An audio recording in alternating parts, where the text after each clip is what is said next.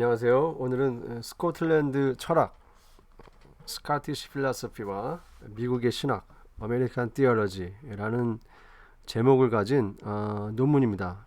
시드니 알스트롬이라는 예일대학교 교수님이셨죠. 작고하셨는데 이분이 쓴 논문을 기초로 해서 여러분과 함께 나눠보겠습니다. 먼저 시드니 알스트롬 이분은 누구입니까? 이분에 대해서는 잠깐 요약을 하겠습니다. 1919년 미국의 미네소타주에서 태어나서요. 스웨덴 출신 미국인이며 루터란 교도인 부모 밑에서 태어나서요. 자랐습니다. 그리고 미네소타 대학을 졸업했고 하버드 대학에서 박사학위를 받으신 이 미국 역사 분야의 전문가입니다. 특히 종교 쪽에 미국 종교의 역사 라는 그 책으로 73년도에 철학과 종교 부분의 내셔널 북 어워드를 받았습니다. 그 정도로 아마 기독교에 있어서의 미국 역사 부분에 탁월한 업적을 남기신 분이죠. 이분의 대표적인 논문입니다. 스코틀랜드 철학을 우리가 보통 스철이라고 부를게요. 왜냐하면 너무 길어서 스코틀랜드 철학에 대한 알스트롬의 평가는 처음에 이러한 인트로덕션으로 시작합니다. 스코틀랜드 철학은 더 이상 유명하지 않다.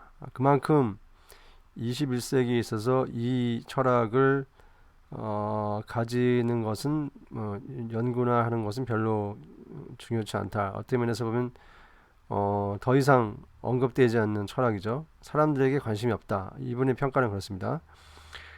Common Sense Realism, 우리가 보통 말하는 보편 상식론, 상식 실제론 이렇게 번역하는데요. 이거는 역사학자들에게 경멸의 대상이었다. 그만큼 이 스코틀랜드 철학은 별로 현재는 19세기의 미국에 비해서는 상대적으로 별로 각광을 받지 못한다는 거죠. 대표적인 인물로서 토마스 리드와 듀가 스튜어트는 모욕을 당하는 평가를 받아야만 했다. 그만큼 이들이 현대 복음주의에서는 많은 별로 좋게 평가를 받지 않습니다. 스코틀랜드 철학이 미국 신학과의 관계는 역설적으로 매우 크다.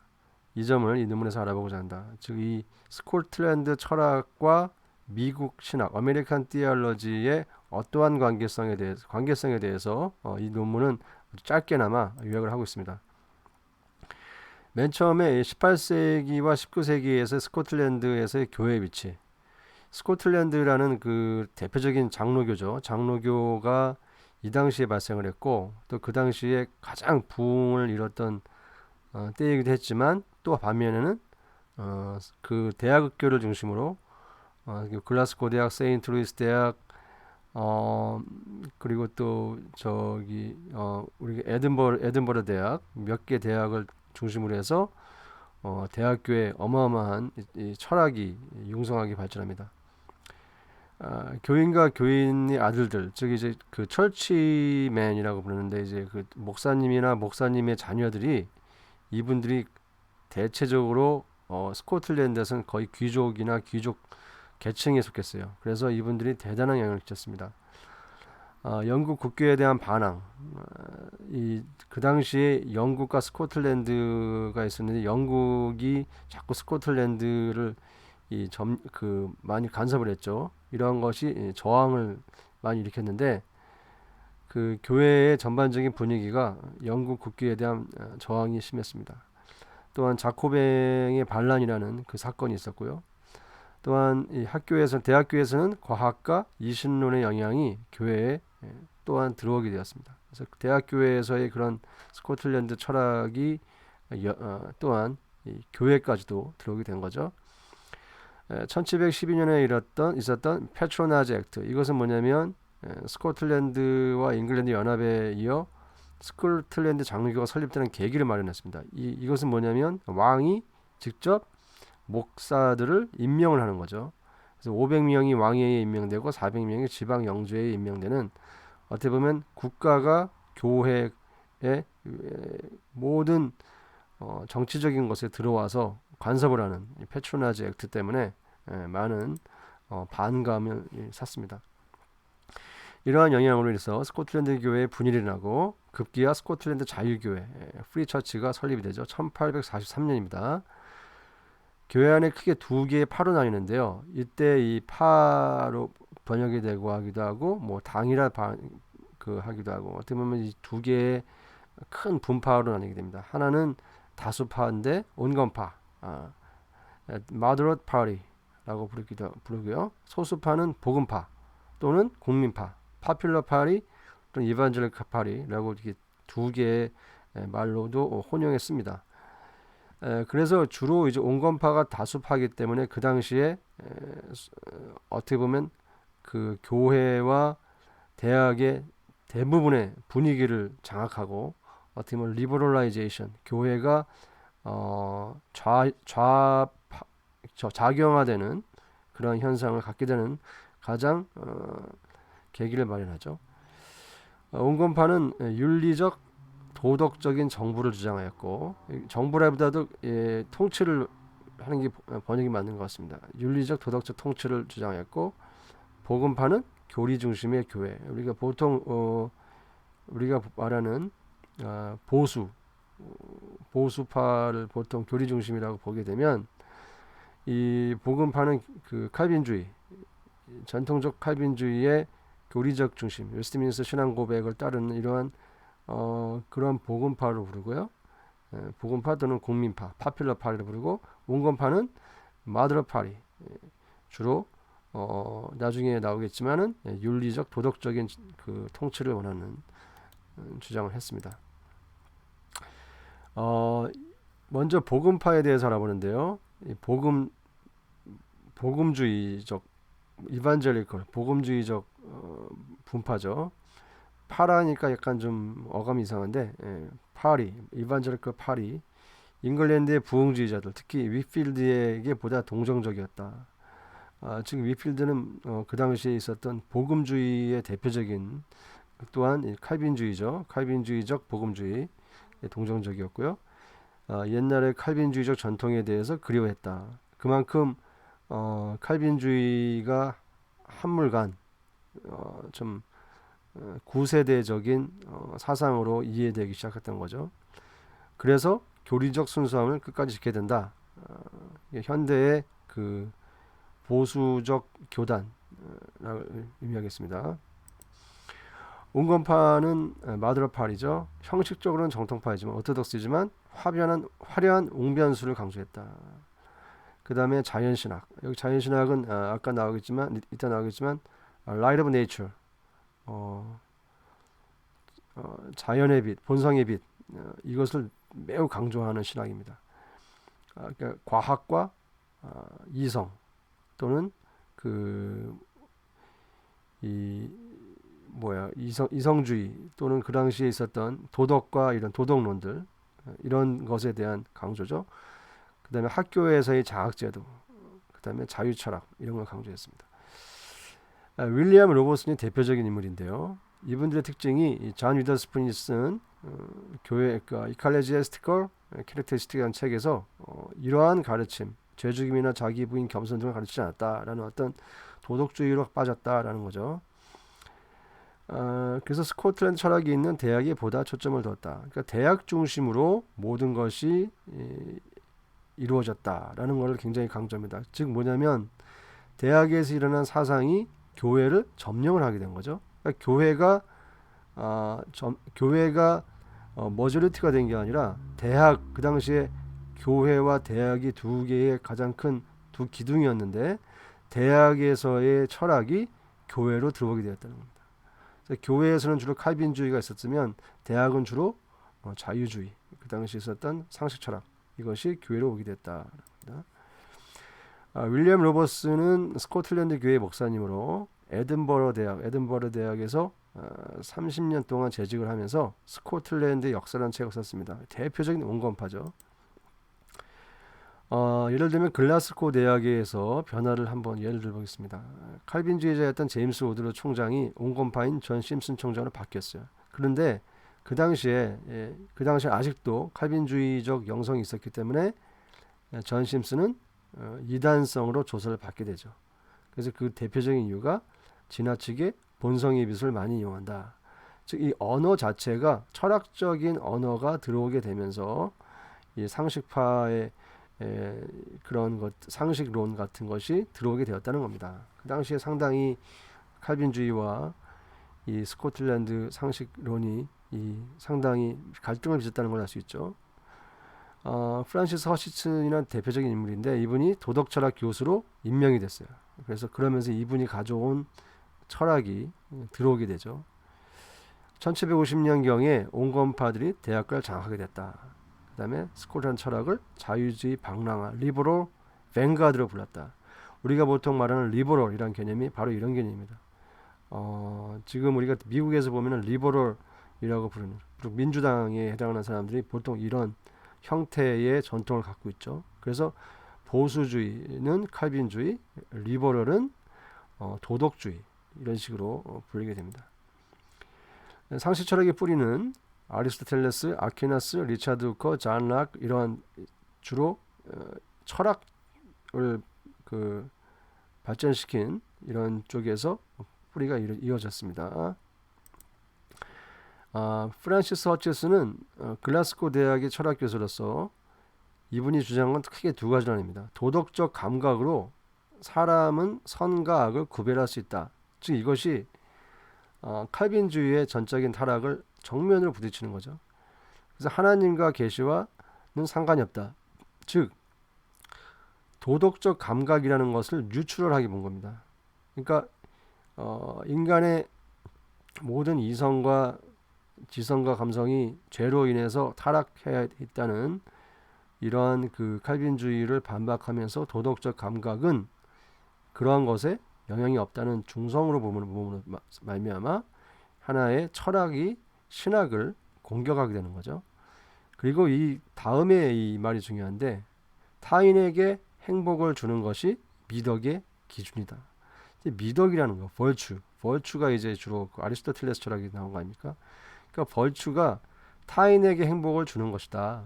이렇게 신학과 철학을 교묘하게 섞어서 이러한 말을 함으로써 어떻게 보면은 이 신학의 철학화, 신학이 도덕주의로 빠지게 되는 하나의 큰 지름대 역할을 하는 분이 바로 프란시스 허치슨이라는 겁니다. 토머스 리드는 상식론에서 가장 대표적인 인물인데요. 글라스고 대학에서 아담 스미스, 우리가 국부론의 저자인 아담 스미스의 후임으로 발탁이 돼서 상식 원칙의 인간 지성에 대한 연구 이런 책을 통해서 엄청난 영향을 끼치는데요. 이분의 영향은 데이비드 휴me, 우리가 아시다시피 그 회의주의를 이상적 이론이라 반박하면서 현실적 이론을 주장했습니다. 그래서 이성주의자인 리처드 프라이스와 연합을 하게 되죠. 토마스 리드의 철학을 우리가 이 논문에서 네 가지로 요약을 했습니다. 철학은 과학적인 관찰에 의존한다. 그 관찰의 주요 목적은 자기 인식이며 타인의 외적 행동이 아니다. 즉 self perception, self consciousness, 자기 성찰 이런 식으로 자기 스스로 관찰하는 것이다. 자각을 관찰하는 것은 경험보다 선행하며 독립적인 것이다. 즉 자기 스스로 self consciousness를 관찰하는 하는 것이 선행돼야 된다. 지적인 존재만이 감각의 효율적인 원인이 될 수 있다. 도덕의 첫 번째 원칙들은 자명한 직관들이다. 도덕적 판단들은 비도덕적 판단으로부터 끌어낼 수 없다. 즉 이 자명한 self-evident한 직관, intuition. 그러니까 이 도덕이 하나의 한마디로 우리가 딱 보면 안다는 거죠. 어떠한 성경적인 잣대를 가지고 자꾸 판단하지 말고 우리가 도덕적인 원칙들로 이건 누구나 다 보편적인 하나의 타고났다는 겁니다. 사람들을 저 사람은 나쁜 사람이야, 이 사람은 좋은 사람이야 라고 우리가 대부분 알 수 있다라는 철학인데 이것이 잔 위더스푼에 의해서 미국에 도입이 된 거죠. 미국이 도입이 되면서 1768년 뉴저지 대학 6대 총장으로 취임하면서 프린스턴 대학의 전신이죠. 프린스턴이 이분이 총장직을 마무리할 때 완전히 프랑스 매니아 등의 이데올로기에 심취해 있었다는 것은 철학적인 상식주의로 완전히 도배를 하게 됩니다. 그러니까 이분에게 대해서 아주 나쁘게 평가하는 사람들은 이분은 신학을 죽이고 완전히 철학으로 신학교를 바꿔놨다라고 보는 분이 있어요. 그래서 프린스턴 신학이 원래 조나단 에드워드 같은 분도 있었고 상당히 복음주의 전통이었는데 이분이 오므로 말미암아서 스코틀랜드의 모든 상식 철학의 하나의 그게 되었다. 영향을 미쳤다라는 거죠. 그래서 프린스턴에서의 상식론에서 우리가 아시다시피 찰스 하지 스승이죠. 아키발드 알렉산더가 위더스푼의 뒤를 이어 그의 철학을 계승했고 찰스 하지도 스코틀 철학을 계승했다라고 이 논문은 주장합니다. 예. 이분의 그 하버드 대학을 출신이기 때문에 이분이 스코틀랜드 철학이 하버드 대학에 어떻게 영향을 미쳤는가를 좀 더 자세하게 알아봤습니다. 왜냐하면 하버드 대학도 미국에서의 신학교에 어찌 보면 상당히 영향을 미쳤기 때문에 데이비드 타판이라는 분은 이 스코틀랜드 철학을 교과서에 집어넣었어요. 그리고 윌리엄 채닝, 우리가 아시다시피 유니테리안 대표적인 신학자죠. 미국에서 만들어진 종교 유니테리안. 유니테리안 종교가 윌리엄 채닝에 의해서 교리적으로 만들어지는 데 있어서 이 사람이 프란시스 허치슨의 책을 읽고 여기서 도덕 감각, 모럴 센스에 대해서 그의 유니테리안즘에 포함시켰다는 겁니다. 그러니까 이 허치슨의 책에서 아까 말씀드린 모럴 센스가 유니테리안즘의 대표적인 교리다는 겁니다. 즉 인간이 도덕적으로 착한 일을 할 수 있다는 것을 가장 중요한 교리로 앞세우는 게 유니테리안입니다. 그의 가르침이 미국식 그리스도인의 완전주의, 퍼펙터빌리테리안이죠. 그러니까 이 미국 사람들이 갖고 있는 완전성, 인간이 스스로 완전하게 될 수 있다라는 어떤 그런 것에 영향을 주게 되었다는 거죠. 유니테리안 운동은 앤도버 신학교와 예일 대학교를 완전히 점령했습니다. 그다음에 티모티 드와이트, 조나단 에드워드 손자이죠. 이 목사님도 에드워드주의였는데 이분도 이 스코틀랜드 철학에 영향을 많이 받았습니다. 또한 나다니엘 윌리엄 테일러, 우리가 보통 뉴헤이븐 신학이라 하는데 나중에 나오겠지만 뉴잉글랜드 신학에 이어서 뉴헤이븐 신학에서 스코틀랜드 철학을 만나와 같다 이렇게 표현합니다. 스코틀 철학이 그들에게 있어서 매일 이 사람들은 스코틀랜드 철학을 책을 읽고 공부하면서 신학과 접목을 시킨 거죠. 그래서 하나님은 도덕 체계에서 죄를 막을 수 없다. 즉 죄를 짓는 사람은 인간이다. 나는 인간이 죄를 짓는 행동을 의지적이며 하나님과 관련이 없다. 맞는 말이죠. 인간이 죄를 짓는 하나의 되지만 이것이 너무나 칼빈주의적이지 않고 하나님을 완전히 제외해 놓고 인간 스스로 모든 걸 절대적인 책임을 져야 된다는 이러한 도덕주의에 빠지게 되면 신학이 없어지고 단순히 인간의 도덕과 윤리로 빠지게 되는 그런 결과를 낳았다는 것입니다. 1820년에 미국 유니테리안 교대 창신 윌리엄 채닝은 이러한 신학을 비판하면서 정통 칼빈주의가 사망했다고 주장했다. 정통 칼빈주의가 사망했다. 이 당시에 이미 1820년에 사망했다. 그 이유가 바로 이제 스코틀랜드 철학이라는 얘기죠. 이러한 주장은 자연신학에서의 도덕법과 자연법이 사람과 하나님에게 동일하게 적용돼야 한다는 이성적인 판단에 의한 것으로 하나님의 말씀보다는 자연법이 더 우선된다는 오류를 범하게 된 것이었다. 즉 말씀보다 자연법, 아까 말씀드렸지만 이것이 상충되고 항상 영적인 전쟁을 이루면서 이런 하나님과 인간의 관계가 의무저항이 되어버린 결과 회개나 믿음은 사람에게 필요한 도리, 그러니까 우리는 이건 회개는 해야 돼, 믿어야 돼, 말로만 이렇게 하지만 실질적으로는 하지 않고 도덕적 의무가 더 실질적인 설교의 주제가 되었다. 그러니까 설교 그 강대상에서 회개나 믿음은 사라지고 도덕적 의무, 착하게 사세요, 윤리적인 삶을 더 중요하게 되었다는 거죠. 이것이 뉴잉글랜드 신학입니다. 이런 도덕 철학이 당시 대학에서는 가장 중요한 과목이었고 총장이나 학장이 직접 가르치면서 인재 양성을 도모하였다. 그때 사용했던 아주 유명한 말이 disinterested benevolence, 사심이 없는 박애심, 진정으로 도덕적인 사람은 하나님에 의해 저주까지도 달게 받는다. 이것이 하나님에 의한 저주까지 달게 받는다. 상당히 도덕적인 굉장히 너무 높은 거예요. 그 스탠다드를. 그러니까 도덕주의가 된다는 게 뭐냐면 정말 여러분들은 도덕적으로 살아야 합니다. 하나님이 저주를 받아도 달게 받으세요. 이러한 용어까지 나왔고요. 조셉 벨람이라는 그 이분의 교리는 죄는 하나님께서 세상에 최선의 것을 성취하기 위해 필요한 것이다. 이런 말을 했습니다. 속죄에 대한 정부 이론도 도덕 정부라는 개념을 자연 신학을 대변하기 위해 도입했다. 도덕 정부라는 개념을 도입했죠.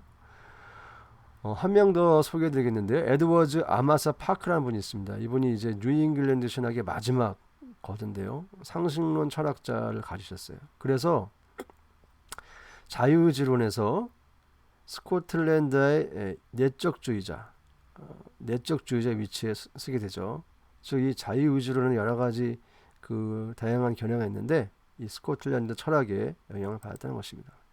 또 한 명이죠. 프린스턴의 찰스 하치.